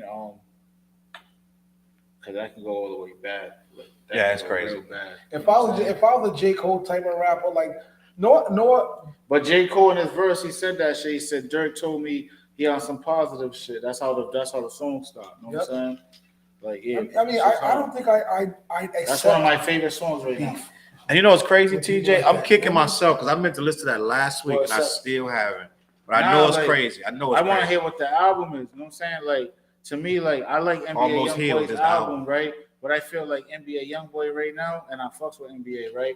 I feel like he's on his Tupac right now. He's just mad. Okay, just you know add, what I'm saying? just like rise on like yeah. So he's getting all that off his chest, whatever. Okay, you know what I'm saying, but and for a minute I thought he was going to stop the vibe. I did too. He was so I don't know. Something happened, but then again, they pushed. This just might be music that he has because the kid records so much music. Could already had that music. So he's like, yo, fuck it, put it up. You know what I'm saying? Yeah. But I feel like that's why he didn't want to go as far as like, you know, his album coming out on the same day. He's going in a different direction. So that's why on a marketing strategy, I feel like they was like, nah, hold up. You know what I mean? Because they already knew what song they were coming out with. The day that the album's supposed to come out with, he came out with that single with J. Cole. The date, like 2 days before that, and he moved it. J. Cole posted a clip from the video shoot with that. So you can tell it was a strategy move. Okay. If you do a song with J. Cole, you better be ready to go. But some of these dudes, they just do it because it's going to be big numbers. Mm-hmm. Some of them don't have the lyrics to go with them, and they know that. But I don't know. I didn't hear the song. Dirk can rap too. Like, did he rap? Yeah, he can rap too. Okay, so then he's saying that's what I'm saying. Like, the song itself stands for something. Okay. So he can't just say no bullshit on the song. Right. Okay. So he got to say some real shit. And then you got J. Cole on the song, so you already know you can't come on no BS. I'm gonna listen to that. Matter of fact, I'm on my way home tonight. I'm gonna listen to it. You're gonna call and be like, yeah, this is one of those. Like, not for real, because it's what it stands for. All right. You know what I mean? And he got the youth involved, so yeah, it's dope. I can't wait to hear it. FBG Duck, who was killed, his mom took to social media. Those are two different games. You do know that, right? Huh? What'd I say? That's two different games. I'm saying his FBG, right, and then Lil Durk and Chicago. That's two different things. Facts. So let me read this. They had beef. Lil Durk at Lil Durk. So that's big for his mama. That's very big. As a mother that's lost her son to this senseless war that's divided Chicago, I'm proud to see that you are taking steps to bring our city together and stop the violence. You met with Chicago's mayor, Brandon for Chicago. He said that in the song too. Now I'm asking that, you meet with me and the mother of peace to take further steps to unite our city. More information on this coming soon. So that's major. If he does that, it's gonna be crazy for Chicago. You know because he's like, he got a lot to say. So you know what I'm saying? Like, yeah, he does. So she's being open and reaching out to him because at this point, what she got to lose? She lost both her sons. Or how many kids? Both her sons. Both her sons. And is she the one that came out with the OnlyFans? I don't know. I think she was the one that came with the OnlyFans, but that's neither here nor there. But because she couldn't pay her bill, like, you know what I'm saying, to pay her bills, she was struggling. So it's like when you lose your kids, a lot of them is the money. They are carrying the household. So it's like a whole lot going on with Chicago and just the streets everywhere. And if somebody could speak out, we had enough people speaking out to do damage in the hood. We've already seen the hood. The hood is out of control right now. How about we speak about something that's going to bring it together? I like Durk and I like Youngboy, so I hope both of them don't get caught up in the bullshit. I hope it goes. Know what I mean? Yeah. the right way. You know what I'm saying? I hope they solve the differences. And it's hard though because I mean there's murder involved on both ends. So you know what I mean? So can't just overlook stuff, but we got to find a ground somewhere in the middle. And I want to salute both of them for he didn't do nothing yet with her, but for them to for her to even reach out is big. It's probably there's conversations going on. Yeah, it's probably is. That's why she said coming soon. But man, we need some change because it's like it can't stay like this. If you really look at it, it's going to be harsh, bro. This is going to be really the harshest thing I could probably say about my own people. But we look dumb. I'm gonna be honest, bro. Like some of the stuff that we do so quickly, so callously to each other. It takes seconds, and someone would take somebody's son off the earth and run away like nothing. Like it's just, and it makes it. You couldn't even if you told this to normal people, they would be shocked and stunned. But for some reason, we're so desensitized to it. We expect it. We expect gunshots. We expect this and that because that's what we grew up in. And at some point, we got to start saying, this ain't it, bro. Like, you know, we could be better. That guy could have been a stockbroker. He could have been doing anything. But when you don't have resources and all you have is what you see right in front of you and somebody else got it, your whole thing is, I'm going to take it. Right? And so we got to start figuring out how not to just take it, but to actually give it, whereas we all can get some of it. And that's where we need to extend resources to these children because these kids are out of control. Grown-ups are scared of these kids. These kids running wild in these streets. So if we want this to talk to them, they probably don't relate. You know what I'm saying? Or they, like you said, they literally just scared. I be seeing mad videos too. These kids be out of control, like in the schools and stuff. Yeah. It's like, damn, I don't think I was that out of control. Like, you know what I'm saying? I know I was out of control, but damn, I wasn't that out of control. Yeah. These kids hit the teacher. You still have respect for the adults. You know what I'm saying? Yeah. There was a line. Yeah, exactly. There was a line. Like I would never fought in school. I was like, this off limits. I'm not gonna fight you in here. You know what I'm saying? So it's like, I'll beat a nigga ass in school. No problem. See, it is what it is. That's what they say it now. But they beat the teacher up. No, I wasn't doing that. Oh, I did throw a chair to the teacher. Yeah, sometimes the teachers got it back in the day, but now it's like they equal. They feel like they're on an equal term with the teacher. We at least respected the teacher. It was respect though. But they on equal term. They talk to the teacher like they're talking to me and you. What's your thoughts, Flash? As far as the teachers of? Well, as far as Lil Durk, FBG Duck, trying to I'm all for it. That's all. His mom. There ain't not much I can say. I'm all for it, man. Everyone knows I'm a man of peace, man. Mm-hmm. So anything that's about I don't champion. I'll listen to like gangster shit. I listen to gutter shit, but I don't champion it. Right, I hear you. That's just not what I do, and it's I'm real proud life. to say I don't do that. You know why? Thank you, because I live real life every day. Mm-hmm. I see the effects of that, and it's not cool. Just like the father said on CB4, anybody who's really from the hood knows it's nothing to brag about. Facts. So I see today. If I could tell you about my day today, it's a lot of like doom and gloom, a lot of depression and effed up shit. I see. It's like, you know what? I can tell you it's not cool. I don't need to brag about it because I really live it. I'm not CB4. So facts. And not only that, and you know what? It's not necessarily that it's being bragged about. But if we're gonna be 100% honest, it sounds good. Your adrenaline get going when you watch a movie and it's like just a dope action movie. Dudes getting shot, blah, blah, blah, blah. They flipping over backwards and they get kicked in the face. That's exciting. So we're not gonna take away and act like the excitement of a song. Boom, boom, boom. I kept gunning. Hip hop. Like I said, that's that we want to hear that. Like I don't want to hear no sleepy time, boring ass rap. Right? And I remember when I was first in the hip hop. First in the hip hop. Hip hop was what it was. It was just people saying rhymes. Like, my rhymes are doper than yo. I'm Darryl Mack. Mm-hmm. He's D. You know what I'm saying? Blah, blah. Whatever was popping. LL Cool J. Whatever was out back in the day. Rakim. They were just talking about rhymes, right? But then slowly but surely, if you're pitting one against the other, it becomes testosterone. And then it'll be, well, I'll punch you in your head so hard. Then it'll be like, well, I'll cut you. Oh, then it turned into well, I'll shoot you. You know what I'm saying? So then more different ways of how to do these things to each other, which is, and we love it. Like some of my favorite artists to this day are the most grimiest rappers, right? So I'm not gonna sit and pretend like, okay, I want to hear this kumbaya rap. I don't want to hear that. No, I don't want to hear that. I like my stuff to have an edge to it. Now I don't want you talking about the dude right down the block. He right two houses from you, and how you want to run in his house, shoot his mom, and I don't want to hear that. That's goofy to me. But I do like cleverly worded hardcore hip hop. I don't like soft stuff. So but with that being said, there's a balance.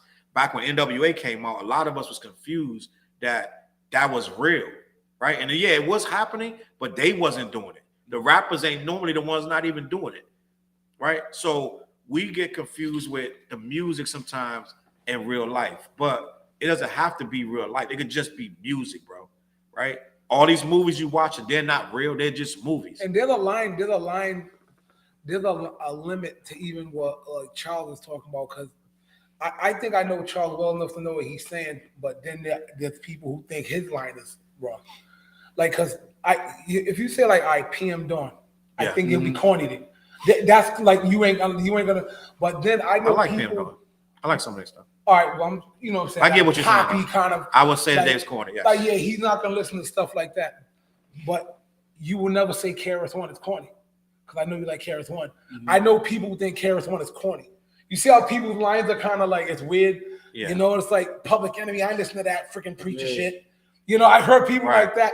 So it's like, oh, all right. So it's funny, wherever your line is, what is your line? You know, as far as like, what's too much this way, what's too much that way. Everybody got these different parameters. It's weird like that. Cause I agree with you. I love me listening to some Mobb Deep and all that stuff. I love it's dope. Like from my era, I love that stuff. You know, right, all the way down. But my gauge, that's not fully ever. My gauge for what's corny is like not. I don't have it because I love so much stuff. I love the Fresh Prince. You know what I'm saying? Right. I listen to that album. I love my range and your range and TJ range. Yeah. We could go from that to Sade, Anita Baker. Yeah. You know what I'm saying? Like, it's so many ranges. Like, you might find me listening to classical lo-fi beats. I was just listening to the 5 Hot Beats, the movie soundtrack, just randomly the other day, just because. Like, it's so, if you're a real person, you're gonna have more than just one thing you listen to all day. And somebody that listens to something all day is probably brainwashed on that thing all day. I don't care if it's gospel. If it's gangster rap, then you're kind of brainwashed to that. If it's gospel, you're kind of can't nobody tell you nothing because you're all about it's God all day, night. Da, da, da. So it's like whatever you're listening to over and over and over, you probably locked in anyway. Mm-hmm. So you gotta have an eclectic range of music. You know what else? The other day I was watching a documentary about Van Halen. You know what I mean? Very interesting. So that's just all of those stories got something to say. Wild, yo. Yeah, I'm sure they were. I'm sure they was wild. I'm gonna watch that now that you mentioned that. For real. Yeah, and it's always something like just like when you think I find that interesting. I find stuff like that interesting. It's very interesting. When you think that it's all these rappers and only ones was wilding. No, these rock stars, like these actresses be wilding, these actors, like these singers. You gotta be bugging out. You gotta watch some documentaries tell you a lot. I watch a lot of documentaries. Be telling you a lot, yo. Facts, like for real. So on that note, I just want to say, with that, we do need somebody. If it's Lil Durk or whoever it's gonna be. I know NBA Youngboy for a minute. I think he said something about he was gonna stop this and that, and NLE Chopper was gonna stop and all. But they're on tour together. Do you know that tour, right? So it's Lil Durk, NL Chopper, who else is on that tour? There's somebody else, but it's a dope tour. Like, I mean, I forgot who else is on that damn tour. Yo, it was somebody too big, but yeah, it's gonna be a dope tour. That whole Lil Durk shit. I don't know if he's coming back here though, but yeah, I don't think that people need to not creatively express themselves with raps that are like a little more hardcore. I love hardcore rap, but we need to be able to draw the line. And I feel like a real dope MC, like you mentioned KRS-One, this guy can talk about any subject and go around the table and he can touch Uzi and my brother and he can touch anything and still make you understand that even that subject, that's that real gangster stuff, it's a story in there. right? And it's something to learn. Even in that real hard-ass story, he got about 10, 15 songs where it's all gangster, but then there's a story even in that. So we need to understand beneath the surface of all that gangster stuff, there's always some stories and that have some meaning to them as to why we got there, right? It ain't just I'm just a cold-blooded killer. It's something that happened that led up to that violence or what have you. And we need to understand that once these kids realize, oh, everything don't always happen like these rappers say. He ain't always running up and just shooting at everybody. You know what I'm saying? It's not always like that. Life, you kiss your mom, you go to school, you go to work, you do different things that have zero violence to them. So if we can learn to tell more of these stories and be more, right now the originality is almost gone with rap. You know what I'm saying? I listened to something the other day, bro. This joint, Fliz, I tried, bro. What you listen to? I know. Like, what do we listen to? I listened to a playlist on Audio Mac. I said, you know what? It was all trap, right? All trap. And dog, I'm like, how do these kids, like, how do you live? And I'm not out of touch because I listen to a lot of music. And I do like a lot of trap. But when you get them playlists with a bunch of unknowns and it just goes cookie cutter, the same beat, the same flow, the same. After a while, you're like, bro, this don't sound no different than the last 3-4 joints. Yo, I agree with you. I'm in the studio with young people all day, with all the same week shit. long, every week, and it's the same shit. From every now and then, someone breaks out, and you're like, oh, okay. Right. Someone got like a different kind of feel, but most of them are the same thing. And they don't, and they think they all different. Advice? Are they taking any advice from you? I give them advice. That don't mean they're gonna take it. They're definitely not gonna take it. So when you're that young, you've already made your mind of what you want to hear. You're not taking advice from the old man. So Merc tried to give pointers like, bro. They hate that. Listen, you know what I mean? I know he's an engineer. Nothing worse to a rapper than the engineer trying to tell you something about your song. It's like you want to kill him. I listen to Merc. Some people, but you listen to Merc because you respect Merc and you're older. When you was 19, I still listen to going Merc. in there. No, I don't believe. Fliz. I would. I mean, I don't believe. I don't believe. 19, Ask Merc. He never. I'm gonna ask. He never had any type of recording problems with me. What you say? You're not gonna give him problem. I'm gonna try to do that. Okay, well then you're different. But most kids any engineer don't want to hear that. They're gonna tell you that. They Rob Leonardo was my first engineer. You're not gonna go that. They're not gonna go too far with the engineer telling them this and that. At some point, the engineer's shaping them at that point, and then they doing what he telling them. At some point, you gotta have your own originality. But I know a lot of kids don't want to hear nothing from somebody, maybe because he was your peer. But a lot of kids, in this case, Flair's older than them and Merc older than them. Yeah. So if I'm 19, I'm not listening to 40-year-old telling me about no hip hop. I'm not listening. You understand that, I'm not listening to you. I'll be like, yeah, okay, boom. I'm not trying to hear that. I'm be like, this dude gonna try to tell me about rap. We gonna laugh our ass off. Yeah, most of these cats that I work with, because I work with the more like underground youth, they love that. That dragon voice. Now they're all doing that crap, and it's like, oh man, this is aggravating. Now after a while, you be in so many sessions.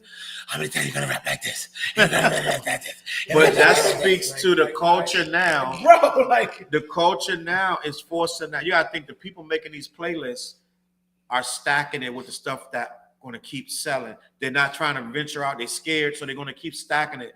And so all the kids are hearing is the same thing. They're not making this. You could go on 5 fingers of what's going to be in that song. But the fun. Oh shoot, might have hit the mic. The funny thing about that is the music that the kids I work with are doing isn't the money making shit. It can make them money, but it isn't like if they did, let's say, some Tory Lanez stuff or some Future stuff.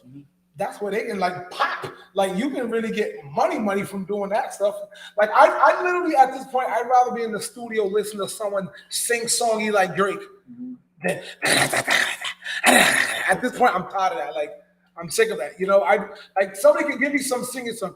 You think of me, I'm trying to be unforgettable. I'm like, yeah. I'm like, woo, go, son. That's me at this point in my life. And that's why Drake could come out and drop and sell 3, 4, 5 times more than these dudes that's doing the same stuff over and over. Yeah. Because people so ready for it when it come out. That's why him and 21 could come out. 21 and kill everybody's stuff and set your whole release back But I want to talk about this guy right here. Kanye, Mr. Yeezus. First, I got two questions. I want to talk about the Adidas, right? But I want to ask y'all two something first. And this is more of a musical question. Can Kanye ever come back to his greatness in music? And what would he have to do? What is his greatness?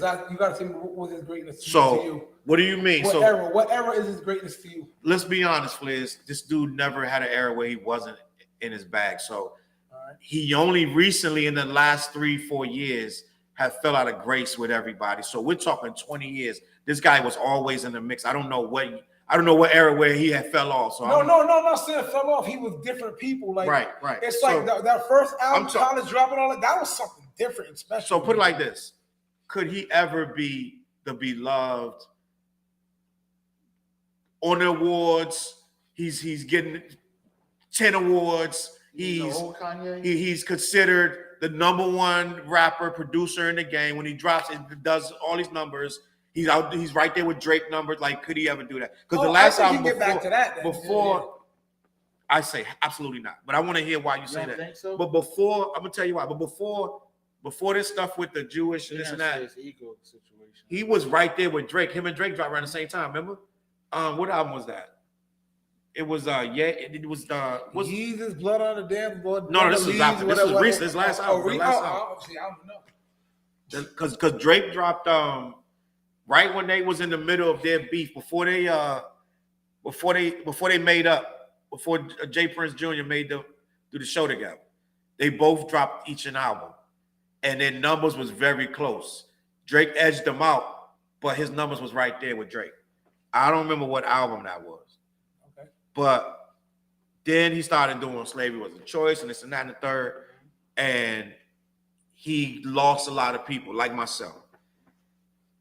When I was listening, I went back the other day and I put on Graduation. Banging. This album is flawless. Banging. Graduation? Yeah. Those albums. His first 3 albums was flawless. See, to me, that's a different era of Kanye. Those albums, College Dropout, late registration, graduation, those was something different. So you know what I mean? Change came when? After his mom? I think after that. Slow down. But then he dropped 808 and Heartbreaks, which I personally wasn't a fan of. I love that but album. that took him in a stratosphere. Yeah. And so he never lost. He just took time to make the next album. No, I'm saying he didn't lose, but he changed. Right, he changed. So like the 808s and Heartbreak was, like you said, it took him like this. Because that album was like, I have arrived. Mm-hmm. I've been dope. Right. I hit. Right. And a lot of us, I don't know if you're going to try to rewrite history now. You liked it, but that album was not well received. And it had to be slowly, by song, because that album was trashed. People was like, this is garbage. And then song by song, doom, doom, doom, doom, doom, doom, doom, doom. That song had to slowly, like it was like 3 or 4 songs in a row. And then people like myself started to, okay, it's not so bad. It's not so bad. Because he pivoted too hard. Right. Yep. But he pivoted because he could. And then people like you and a couple other people, they was like, I love that album. But most of us that wanted Kanye the way he was, we did not like that album.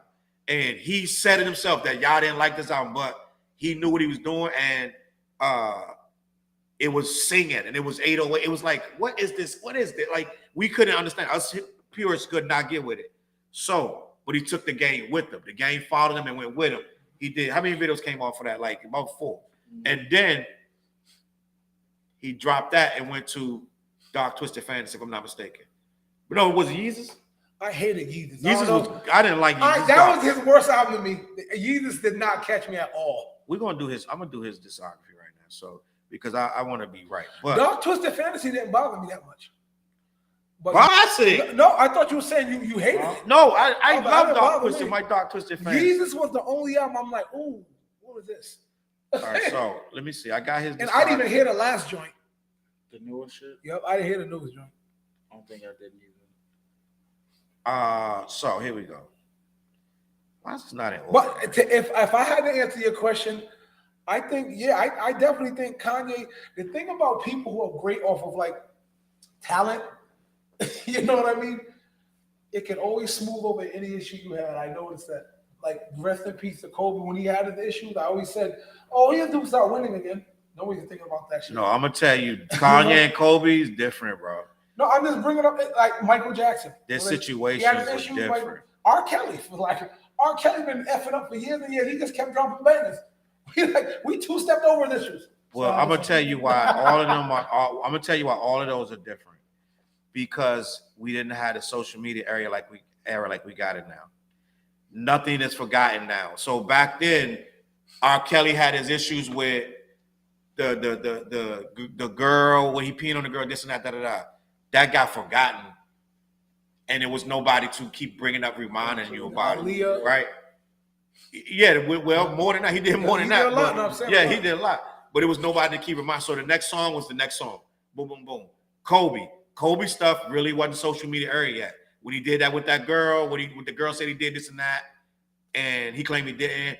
He bought his wife the diamond ring and all that. You know what I'm saying? I think that was pretty viral. The Kobe thing, that was pretty viral. We wasn't there yet. Like we wasn't there yet. We wasn't like this. Like I get it. Internet existed, but you couldn't write your opinion like that yet. Like you couldn't, and you know what I'm saying? Like right now, you could get a tweet and it could go viral because you wrote one thing. Like it's so we didn't have this yet. Kanye is in an era where his stuff right now is never going to be forgotten. And what he did with the stuff that he's doing lately, he's offended everyone, right? Not just Taylor Swift fans. He offended deep core people that's like, yo, he offended black people, Jewish people, all kind of different. A lot of white people don't like him on both sides of the fence. And he's offended politically. So he's done a lot of stuff outside of music. So before, he never offended people musically. I mean, as far as like, his music was bigger than anything he could offend you with. And everything he was saying, his core audience was with it, right? We was with him on almost everything. George Bush does not care about black people. We was with everything he said offensive, so we rode with him and it made him bigger. Then when you start telling us slavery is a choice, Harriet Tubman sent black people back to slavery when they could have. So they made their what do you say that Harriet Tubman didn't do nothing. She took them right back to work for white people again. Mm-hmm. You know what I'm saying? So it's like stuff like that. Now you're attacking the core, and it's us, right? And then you're saying stuff about Jews. And most people that buy your stuff, so he's attacking people that he can't get back. So I feel like he'll never, and not only that, his music ain't been that good lately. So it's not like that's what I think. You know what I'm saying? Like, so not like it ain't like. Okay, above all that, he been making this banging music. You're saying he can do it again. That's what I'm saying. Now, why you think he could do it again, Flash? Because if he drops banging music, not everybody, but a lot will be forgiven. That's just how it is. It's like, yo, people have. He's back. It's like, yo, like I don't like Kanye, but that joint right there. Yeah, that'll be the. All you gotta do is put something, get something hot in the club, and put Kanye in everybody's ear. Now, do you think he's capable of that? Yeah, why not? I think Kanye is a musical beast. Why would he be capable? I want to separate the Kanye that I didn't like with the Kanye the musician. Those are two different people. Kanye the musician is a genius. Not gonna even lie, that dude is a beast. And if he puts his mind to, I just want to do that. Wait, slow down. We could have a clash, bro. What clash? Kanye was a genius. I don't think you lose that. I'm gonna tell you why, Flair. I think his world is too big. Slow down, Flair. You know what I mean? If you're in a studio and you need 20 people to do one song, I'm not calling you a genius no more. Why not? Because you need 20 people to do one song. Prince didn't need 20 people. If you need 20 people to do every single song, you're getting this and that. And that. If you really pay attention, half the hooks, everything came from other people. And people may say, well, Dre didn't do it that much. Dre didn't do it. He didn't have 20 people on each song, right? Dre may have a producer that did a beat that. Dre gonna tweak all that himself. Ye not even tweaking that. Ye bringing Drake in. Like everybody's coming to put another line. They breaking it down to lines. Like who was it? It was your boy that wrote for Drake. Q. Yeah. Quentin Miller said, I had a line on that song. I almost got placed on Kanye's album, but that little line, he had one line, And A$AP Rocky came and said, "Nah, I don't like it." And he kept pressing Kanye to take it off. So he took that little line. So it's like little lines are from all over the place. I can't call you a genius no more, bro. Like the early days with him doing all them beats and this and that, and he's behind the boards and he's making the decisions. Now it's literally 15, 16 hands, 14 writers. I can't call you a genius no more. Well, even take away the title of genius. I still think, regardless if you have 50 people in the studio, I think Kanye and his team have the ability to say, "All right, we're gonna make bangers right now." But is it that easy though? I think like I was saying, Kanye's world is too big. Kanye's world is not hip hop. Right here, Kanye. It's not. It's music. Kanye is so much that I think like the people who like us who love college dropout, graduation, late registration, we like this Kanye, but Kanye became this. Now it's like Kanye's like, I'm not just gonna touch here. I'm like, so do I think he has the ability to go here? Yeah, but I just don't think he will. You know what I mean? Right. So if the question is, does he have the ability? Yeah, of course. I think at this point, I think it's probably easy for him. He should go back to college dropout. That's an assumption because I only put myself in these situations. That's why. Because I feel I'm that in this. But you're a writer though. You know what I mean? He's not even writing. So college dropout, well, we gotta understand a lot of other people was writing on that album too. Mm-hmm. Right? What's this guy? Rhyme Fest. I believe he wrote Jesus Walks or something like that. So it's like these guys are right. They've been writing. He didn't write it, but he had something to do with it. Right. And so a lot of people that was in that mind, like it take a certain mind state of person. Because when I went back and I listened to College Dropout and the one after that, Late Registration. This dude was Tupac. Like not Thug Like I'm talking about Black Panther Tupac.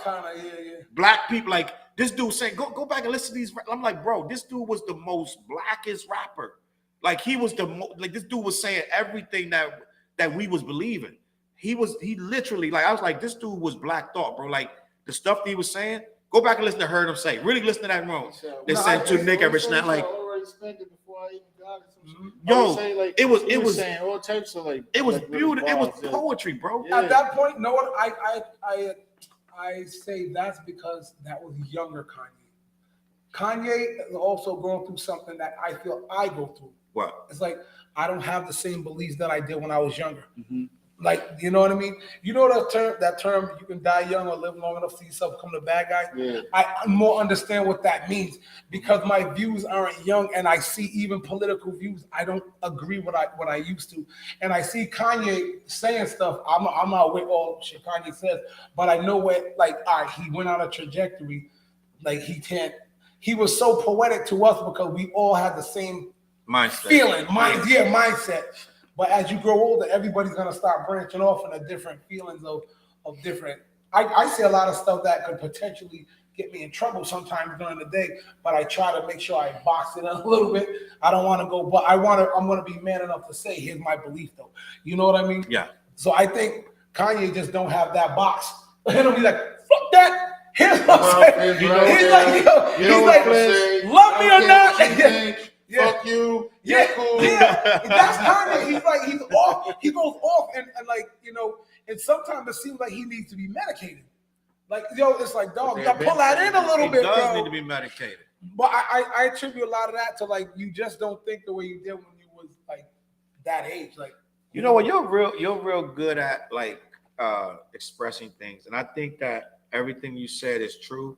But I also don't believe that it's that simple when it comes to Kanye because I think that he was already changing years ago. If you really listen to it, even back with College Dropout, when he went to each album changed a little, right? Mm-hmm. Which is his views started becoming much more about richness and having all these things and material and we saw it slowly and then becoming that.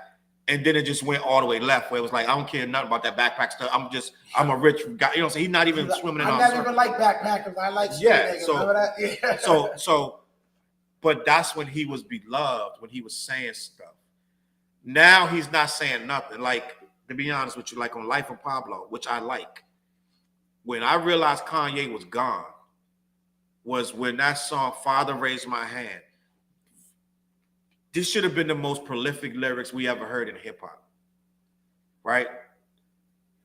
It comes on, boom, boom. It's some of the most beautiful music. Like, what is this nigga gonna say? Mm-hmm. He gonna say the great. Like, this might be the best. This might go in the history, a dictionary of the greatest rhyme ever written. This dude said, "If I fuck this model and she just bleached her asshole, I get bleach on my t-shirt. I'm gonna be mad as an asshole." Like, you know what I'm saying? Just like we like, what the fuck? What are you doing? He said, if she get bleach on my t-shirt. This song's called "Father Raised My Hands." Oh shit! And that's the verse that he's decided to spit. So right there, I was like, Kanye's gone. This song's still dope, but he's gone. Yeah.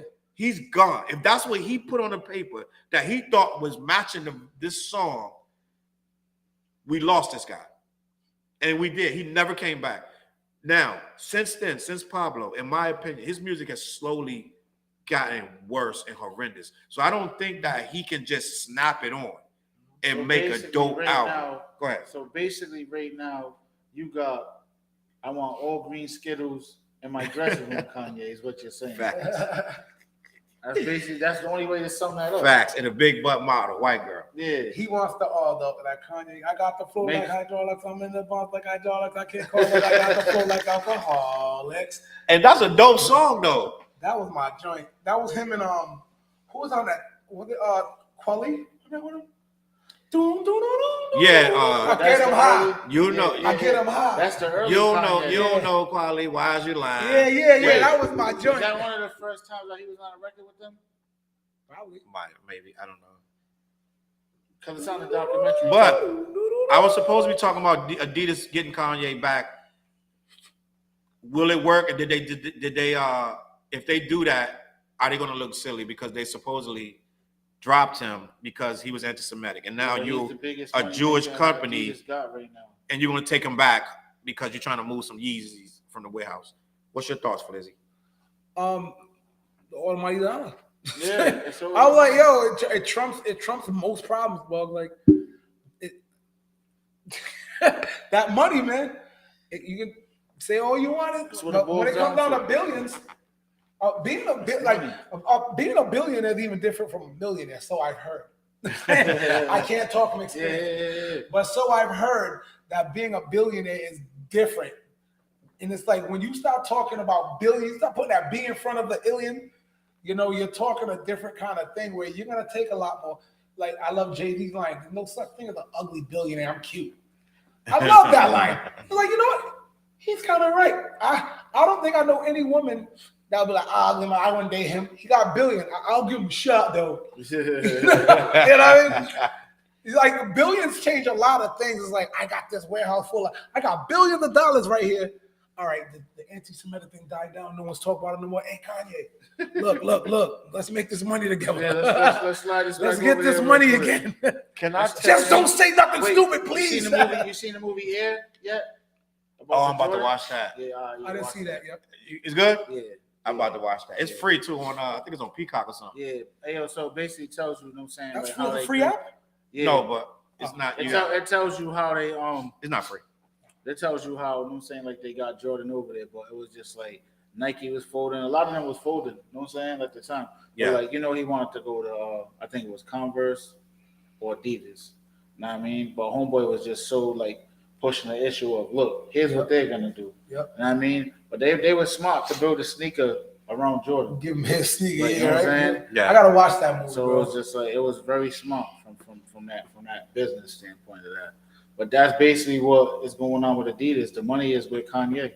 So they're like, yo, damn, we got $3 billion worth of fucking shit here. We gotta get this bag off. Please don't say nothing, Kanye. Yeah, Just shut Kanye, up. just be quiet. They're like, Let's get they're this like, money. please, dog. Don't say anything. Exactly. So give us 3 months, just be quiet. I know. They're like, yo, Just let the paparazzi take pictures of you. Don't say nothing. I know. Don't say anything, Kanye. There's a whole team running right now. Don't say anything. Don't blog anything. Don't type anything. They put those braces back on from I know them the crash and shit. from the crash. Like, don't say nothing. Feed them through the straw. Shut up. Through the wire. Like, You know what's they're crazy? gonna hire a diesel dude to snuff him every time we take him. Bah! All right, what he meant to say is he needs more wiring in his jaw. I know, right? You know what bothers me though? People don't have no. And here I go. I'm doing this. People don't have no moral integrity, bro. Meaning, you just said it. It's the almighty dollar. Mm-hmm. If you drop them because he offended your religion and your race of people by saying things that hurt your race of people, stand on that. Don't take him back a year later and try to sell sneakers with him. And that's what I'm saying. That's like if I was like with a Ku Klux Klan member and I dropped him because he was saying some crazy stuff about black people. And then all of a sudden, a year later, it's like, damn, I really want to sell them. I got a whole bunch of Twinkies I got to sell with this guy. He moves the Twinkies the best. Let me get with him again. And then hopefully we could just sell these Twinkles and he keep his mouth shut. No, stand on it, bro. And that's what people don't stand on what they believe. It's like, money. People believe in money now. Yeah. They believe in money now. They don't believe in nothing else. You can do anything, bro. You can do anything other than it's something like really, really, really, really heinous, something with a child or murder. Other than that, you can do anything. And these people will come back to you in a year and work with you again. It doesn't matter. And they have no moral code. And that's what I don't like about society. But do your thing, Adidas. If that's what you want to do, they're trying to get with Kyrie and do a shoe around him and Puma as well, trying to get with Kyrie. If it was all about that stuff, and that's what I'm saying, fake outrage.